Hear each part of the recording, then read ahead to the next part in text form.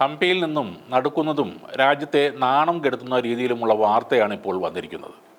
കർണാടകയിൽ 27-കാരിയായ Israel വിനോദസഞ്ചാരിയെയും home stay ഉടമസ്ഥയെയും കൂട്ട ബലാത്സംഗത്തിന് ഇരയാക്കിയ സംഭവത്തിൽ ഒരു മരണം സ്ഥിരീകരിച്ചിട്ടുണ്ട്.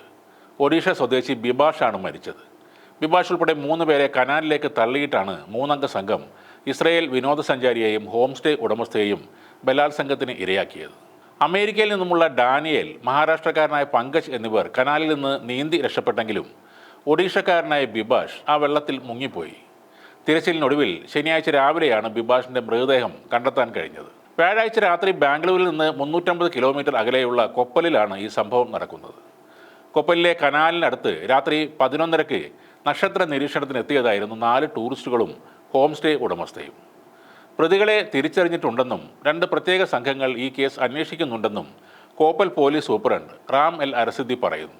രാത്രി ഭക്ഷണം കഴിച്ചതിന് ശേഷം താനും 4 അതിഥികളും തുംഗഭദ്ര ലെഫ്റ്റ് ബാങ്ക് കനാലിനടുത്ത് നക്ഷത്ര നിരീക്ഷണം നടത്തുന്നതിനിടെ പ്രതികൾ ബൈക്കിലെത്തി ഉപദ്രവിക്കുകയായിരുന്നുവെന്നാണ് 29-കാരിയായ ഹോം സ്റ്റേ ഉടമ നൽകിയ പരാതിയിൽ പറയുന്നത്. പെട്രോൾ എവിടെ കിട്ടുമെന്ന് ആദ്യം അന്വേഷിച്ച അവർ പിന്നീട് വിനോദസഞ്ചാരിയിൽ നിന്നും 100 രൂപ ആവശ്യപ്പെട്ടു. എന്നാൽ പണം നൽകില്ലെന്ന് ഇവർ പറഞ്ഞതോടെ വിനോദസഞ്ചാരികളെ ആക്രമിക്കുകയും ബലാത്സംഗം ചെയ്യുകയും ചെയ്തു. പിന്നീട് ഇവർ ബൈക്കിൽ തന്നെ രക്ഷപ്പെട്ടുവെന്നും പരാതിയിൽ പറയുന്നുണ്ട്. ഇസ്രയേൽ വനിതയും ഹോം സ്റ്റേ ഉടമയും ആശുപത്രിയിൽ സുഖം പ്രാപിച്ചു വരികയാണ്. പരാതിയുടെ അടിസ്ഥാനത്തിൽ കൂട്ട ബലാത്സംഗം, കവർച്ച, കൊലപാതക ശ്രമം എന്നീ കുറ്റങ്ങൾ ചുമത്തി പോലീസ് കേസെടുത്തിട്ടുണ്ട്.